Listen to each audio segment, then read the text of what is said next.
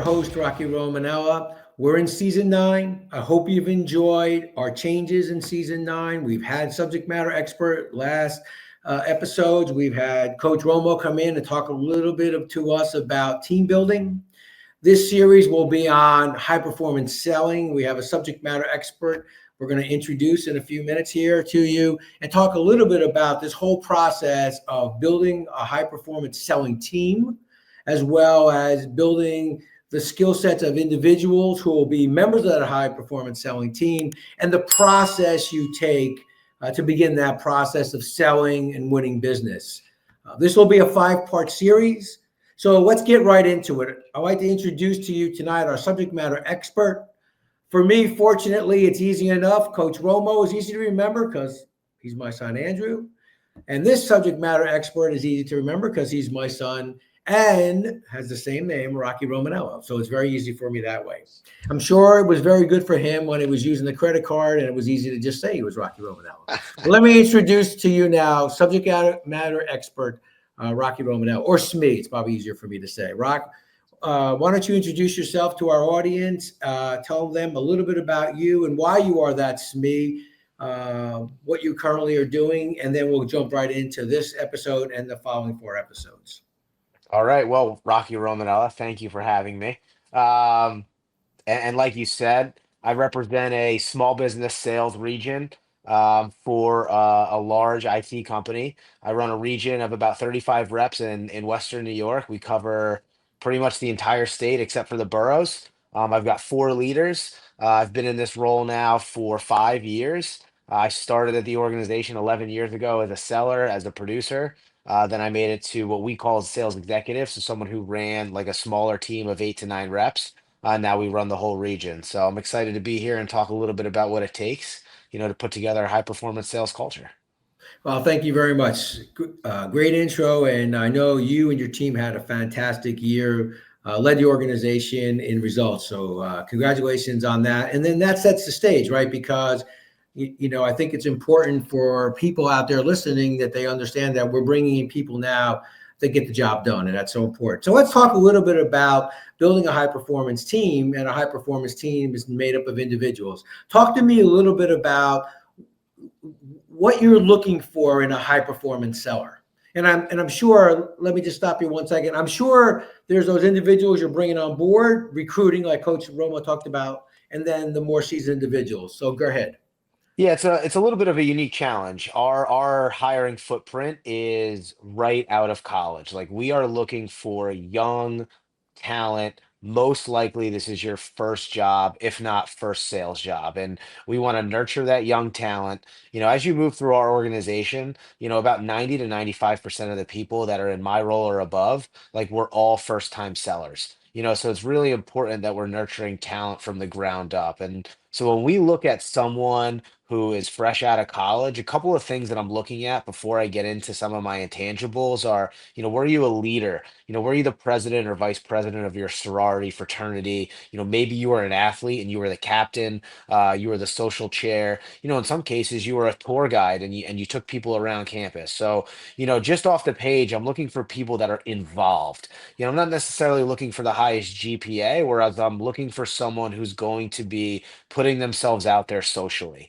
And then from there, it's easy, right? Like, hey, we want someone that's hardworking and enthusiastic. Well, as you and I both have learned, right? Like, if you take the enthusiasm out of hard work, it's just hard work, right? It's not that much fun.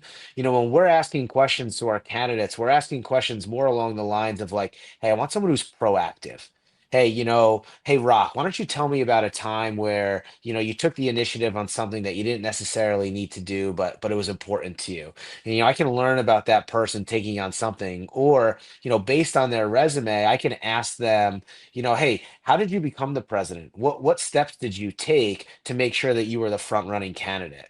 Right. And what I'm looking for is someone who's going to take the lead, someone who's going to go knock on a door, someone who's going to put themselves out there, because those are kind of the qualities we need in the day-to-day life of what we're looking for. So, right now, I think the most important part of or characteristic I'm looking for is someone who's very proactive.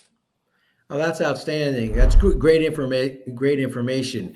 as we talked about in our last episodes and throughout the Leadership Library seasons, it's so important though also to recruit, I think, internally, right? That whole promotion from within process. Do you look at those kinds of things? Do you want individuals who are not only recruiting themselves inside the organization, but you're recruiting them? Is that something that happens inside a sales organization as well?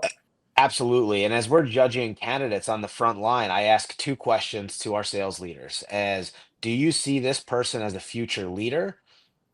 Or do you see this person as a future elite seller, right? And because that fuels our organization down the road in both facets, right? Like we want seasoned, tenured, high-performing sellers that can carry high quotas and perform year over year.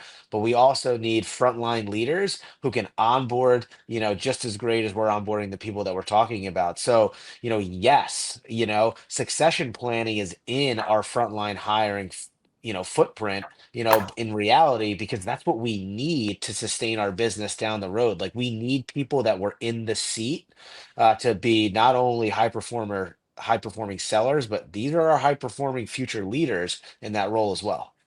Well, thank you, Rocky, for that insight. And I think as we talked last week, with building a high performance teams, it's a function of individuals. You need to understand the individual. You need to know what motivates them as individuals. And I think what happens is you put together this collective of these high performing individuals who are all individuals, as we talked last week, but they're individuals in the confines of an organization. They know the goals, they know their goals, and collectively together is how you produce a high performance winning organization. I think we'll talk a little bit more in our next episodes. What are the skills you need to give them? What are the things that you focus on? But let's end with this. High performance results come from high performance people, focused individuals, people who are committed, people who want to get things done, and people who care about what's going inside the organization. They're not the problem. They're going to be part of the solution, and they're going to be the solution for the organization when it comes to revenue. As we all know, revenue is the lifeblood of every organization, so selling is a big part of it. Thank you for listening. Thank you for being part of the Leadership Library. Once again, check us out on www.tightentheLugnuts.com. A lot of what we're talking about is in the book, Tighten the Lug Nuts. I want to thank Rocky and Coach Romo previously, and we'll move on in the next episode to talk more about high performance selling. Thank you and have a great week.